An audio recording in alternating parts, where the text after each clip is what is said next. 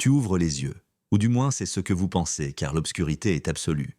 Bienvenue dans le meilleur Airbnb que vous aurez jamais eu dans votre courte et pitoyable existence. L'intérieur d'un œuf d'Allosaurus. À côté de toi, tu sens tes frères se tordre. Ils sont comme des voisins ennuyeux qui font exploser du reggaeton à plein volume, mais dans une version reptilienne tueuse. Vous êtes mal à l'aise, l'espace est restreint et le liquide amniotique ne sent pas vraiment les fleurs. Vous ne savez pas combien vous êtes, peut-être 3, peut-être 15. Les statistiques n'ont pas beaucoup d'importance quand chacun prévoit de dévorer l'autre pour gagner plus d'espace. Vous vous demandez si c'est normal. La famille n'est-elle pas censée être unie et gentille, comme si partager est si agréable? Eh bien non. Ici, si vous partagez, vous vous retrouvez avec la moitié de la queue arrachée. Tout ce que vous savez, c'est que l'existence se résume à vous frayer un chemin à travers, avant qu'il ne décide que vos jambes sont une collation. Soudain, vous entendez un craquement. Vous sentez un morceau de la coquille s'effriter. L'œuf s'est cassé à cause de la pression. Un éclair de lumière aveuglant vous fait cligner des yeux et vous sentez une odeur de quelque chose que vous ne pouvez pas décrire, comme un sandwich rassis conservé dans un récipient Tupperware depuis des siècles.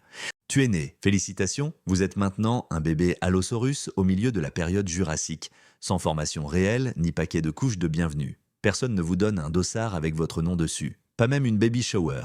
Pas un hashtag triste Welcome to the World sur Instagram. Juste de la terre, de la boue et un soleil qui brûle comme une mauvaise blague. Vous vous tortillez en essayant de faire vos premiers pas et découvrez que vos petites jambes ne sont pas très coordonnées. L'un d'eux marche sur un frère, il te mord la queue, une rivalité typique de toute une vie du genre « Penses-tu être meilleur que moi? Non, j'aime ma famille ». C'est soit tu manges, soit tu es mangé. Votre mère, Allosaurus, se tient à plusieurs mètres de distance à l'affût d'une proie. On pourrait penser qu'elle viendrait vous donner un coup de langue maternelle. Erreur, elle t'ignore. Il est plus préoccupé par la chasse à un stégosaure sans méfiance que par le fait de voir si vous êtes toujours en vie. Et ton père? Aucune idée. Il est probablement parti à la recherche de cigarettes il y a des millions d'années. On dit que dans le monde jurassique, être père est surfait. Vous vous retrouvez donc là avec vos petits frères et leurs adorables instincts cannibales, essayant de ne pas être le petit déjeuner. Tu dois fuir. Vous rampez comme un mème vivant, comme ce chien dans C'est bien, dans sa maison en feu, mais en version allosaure, c'est bien, tout brûle, mais je fais avec. Soudain, un œuf voisin éclate et un petit frère en sort, vous regardant avec faim. Son sourire dit « Si tu ne me donnes pas une bouchée de toi, je serai offensé ». Alors, pris de panique, vous décidez de le mordre en premier. Boum! Votre premier acte au monde est de faire un festin avec votre petit frère. Protéines pures, son sang éclabousse votre museau et vous pensez « Waouh, ça a un goût bizarre, comme quand vous goûtez des sushis pour la première fois ». Vous ne savez pas si cela vous plaît ou non, mais votre estomac vous en est reconnaissant. Pour couronner le tout se passe sous l'œil attentif de maman Allosaure, qui laisse échapper un grognement d'approbation. Sans se laisser décourager, elle s'éloigne pour chercher quelque chose de plus gros à chasser. Brillant. La chaleur familiale est telle qu'on a l'impression qu'un iceberg serait plus accueillant. Vous passez à l'étape de l'enfance. Une enfance qui fait que la tienne, être humain qui m'écoute, ressemble à Disneyland. Parce que, tu sais quoi? Il n'y a pas de dîner chaud, pas de contes de fées, pas de mini-série sur Netflix. Votre régime alimentaire est basé sur ce que vous pouvez prendre de vos frères et sœurs sans qu'ils vous quittent de des yeux. Vous avez quelques cicatrices, une morsure sur la queue et un morceau d'oreille manquant. Jour après jour, tu grandis. Le soleil brûle tes écailles et tu apprends à ne pas faire confiance même à ton ombre. Quand tu ne regardes pas, un petit frère saute sur toi, impatient de t'arracher la veine jugulaire. Mais vous vous défendez. Vous faites semblant d'être Goku, poussez un rugissement et retournez la pièce. L'ambiance familiale brille par son absence. Si nous avions un psychologue, il ou elle dirait probablement quelque chose comme « Il y a clairement un traumatisme générationnel dans cette famille. Mais qui a besoin d'une thérapie? Tu es un dinosaure. » Après quelques lunes, vous êtes déjà plus grand qu'un humain adulte. Et attention, ce n'est que le début. Vos os s'allongent comme si vous aviez une poussée de croissance brutale. Ta queue, qui pouvait à peine résister aux coups de pied de tes frères, est désormais une arme redoutable.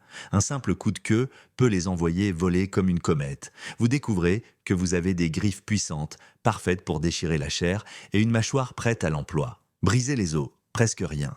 Vous vous sentez comme un influenceur qui a gagné 1 million d'abonnés du jour au lendemain et qui ne sait pas quoi faire de toute cette renommée. Vous vous aventurez à chasser seul. Vous trouvez un petit ankylosaure sans aucune idée. Vous lui mordez la queue et vous réalisez que sa carapace est plus dure que la croûte d'une mauvaise pizza réchauffée. Et vous partez la queue entre les jambes en pensant « Bon, ce n'était pas si facile ». Mais tu n'abandonnes pas. Vous tombez sur un Protocératops, Il te voit, tu le vois, le bug court, tu cours, et en un clin d'œil, vous le dévorez. Vous en arrachez un morceau et le sang jaillit comme un festival sanglant. Craquement des os, délicieux. Ton premier festin sans le partager avec ce frère psychopathe. Soudain, vous entendez des bruits. Tu te retournes. C'est ta mère qui s'approche avec quelque chose dans la bouche, un morceau de viande. Et vous pensez, waouh, peut-être que je vais recevoir de l'affection aujourd'hui. Erreur. Il te le dévore au visage et s'en va. Cela vous laisse avec un regard du genre, ok boomer, je peux gérer ça moi-même. Vous réalisez que la figure maternelle que vous avez tant désirée est aussi réelle qu'un compte Instagram rempli de faux abonnés. Les jours passent. Vous découvrez que votre maison est une vallée remplie d'arbres géants, d'un climat étouffant qui vous étouffe et d'innombrables sauropodes qui viennent te boire dans la rivière. Vous les regardez avec la même avidité avec laquelle un influenceur aspire à un sponsoring vestimentaire. Mais chasser un sauropode n'est pas une mince affaire. Ces titans au long cou peuvent vous écraser d'un simple coup de pied. Il est temps d'agir en groupe. Vous faites semblant de faire alliance avec vos frères, les mêmes qui voulaient de vous manger quand vous étiez enfant. Une atmosphère tendue se développe comme si tout le monde était sur le point de vous trahir. Ils décident d'encercler un immense barrage. À un moment donné, ton frère aîné donne le signal, tout le monde court, la bête se défend avec sa queue, deux de tes frères aînés s'envolent, vous esquivez l'impact et sautez pour mordre la cuisse de l'animal. Le sang coule, cela vous enivre. Vous éclatez de rire intérieurement lorsque vous sentez la vibration des pattes du sauropode céder. Soudain, votre petit frère, celui qui a perdu la moitié de sa queue il y a longtemps, vous pousse à obtenir la meilleure part. Ils ont failli te fracasser la tête contre un rocher. Vous vous retournez et vous lui donnez un coup de poing. Qu'est-ce qui ne va pas chez toi, fou? Tu penses? Il s'éloigne en saignant. Et toi, cyniquement, tu gardes le morceau de viande le plus juteux. Quand la proie tombe, tout le monde bondit. Cris, battements d'ailes, morsures croisées. C'est un buffet à volonté, mais avec des règles sur le cannibalisme clandestin. Tu arrives à manger, vous apaisez votre faim. Et vous pensez, oui, la famille passe avant tout. L'adolescence passe comme un soupir. Vous êtes maintenant un allosaurus adulte, avec des mâchoires pleines de dents déchiquetées et une mauvaise humeur qui s'aggrave de jour en jour. Vous mesurez plus de 8 mètres de long. Tu te sens invincible. Un tyrannosaure semble coriace, mais il n'était même pas encore né à votre époque. Viendra des millions d'années plus tard. Quelle naïveté ce T-Rex. Il pensait qu'il était le roi, alors qu'il avait déjà des siècles d'expérience. Vous rencontrez un autre Allosaurus, une énorme femelle portant une peau cicatrisée. Ils échangent des grognements. Ce qui pour les humains serait un rendez-vous romantique, pour vous c'est un duel de morsures timides et de coups de griffes. À un moment donné, elle te donne un coup de tête. Tu recules, hébété, mais vous comprenez que c'est sa façon de dire « soit je t'aime, soit je te tue ». Vous suivez le courant. À la fin, ils se calment, tous les deux, une frénésie hormonale survient et... il n'y a pas de fleurs ni de sérénade, mais un accouplement bref et sauvage. Puis elle s'en va, pas même un « à plus tard, beau gosse ». Vous vous dites « bon, je suppose que je t'enverrai un message privé la prochaine fois ». Quelques jours plus tard, vous explorez la vallée et ressentez une étrange douleur. La solitude peut-être? Vous regardez d'autres dinosaures avec leurs petits et vous avez un fou rire sarcastique. Pourquoi avoir des enfants? Ils voudront te dévorer, comme nous. Tu regardes le ciel. Vous remarquez des nuages noirs menaçants, comme si une tempête arrivait. Ou pire, l'air devient dense et les forêts s'assèchent. Les proies commencent à se raréfier. La chasse devient de plus en plus difficile chaque jour. Le climat devient fou, comme un effondrement écologique préhistorique.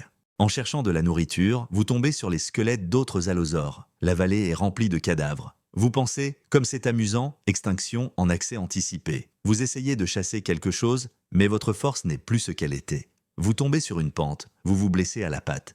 Tu rampes, avec un grognement de frustration. Vous pensez à la façon dont votre mère ne vous a jamais fait de câlin et à la façon dont votre père était un mème ambulant que vous n'avez jamais vu. La tristesse vous ronge, mais la soif et la faim aussi. Vous mordez dans une fougère dans une tentative ridicule de survivre. Ça a un goût d'enfer. Les jours passent et sans pitié. Tu t'affaiblis.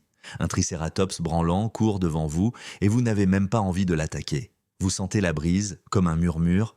Votre temps est compté. Vous tombez au sol avec un rugissement qui résonne comme un gémissement étouffé. Vous regardez au loin, en haut d'une falaise, un troupeau d'allosaures mourir tout comme vous. Vous pensez « Waouh, c'est comme ça que tout se termine ». Un rire sarcastique vous envahit. Même pas des funérailles décentes. Ici, on meurt seul, le ventre vide, et le souvenir d'avoir tué ses propres frères. Dernier souffle. Tu fermes les yeux.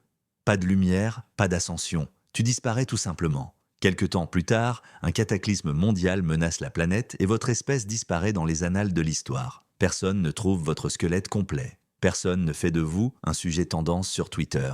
Et le cycle se termine par un « merci pour rien ». Mais tu sais quoi? C'est comme ça que ça s'est passé. Être un allosaure, c'est nul, car dès le premier jour, vous devez vous battre même avec vos frères et sœurs, vous n'obtenez jamais un véritable « je t'aime ».